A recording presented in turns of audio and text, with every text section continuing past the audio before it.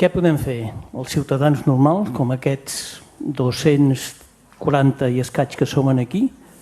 per ajudar a donar arguments a la justícia y perquè això avanci de pressa? Presionar a las autoridades españolas, pero también creo que hay que presionar a los políticos catalanes para que entiendan de una vez por todas que no se dispara dentro de una trinchera. En una situación de confrontación, lo que se hace es disparar de la trinchera para afuera y no dentro de la trinchera, ¿vale? Y creo que a los ciudadanos catalanes a nivel individual les corresponde exigir de vuestros representantes y de vuestros líderes que eso sea así. Es decir,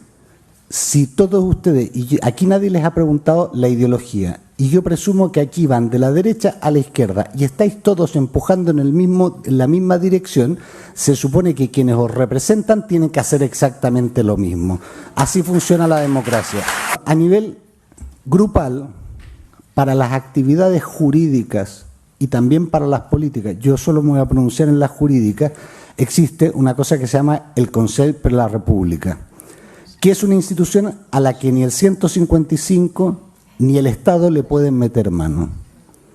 y que es a través de la cual se están canalizando una serie de actuaciones jurídicas a nivel internacional. Pues esas instituciones, esos organismos hay que apoyarlos también, entre otras cosas porque necesitan miembros y porque no viven del aire, y porque pelear en el extranjero cuesta recursos materiales y humanos. Es decir, por una parte hay que hacer un trabajo individual, mira, es que no te voy a votar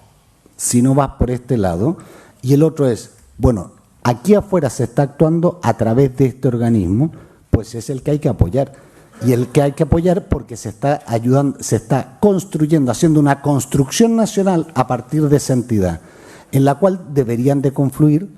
no solo todos los ciudadanos catalanes, sino todas las entidades catalanas y los partidos que estén de acuerdo en construir país. Es así de simple.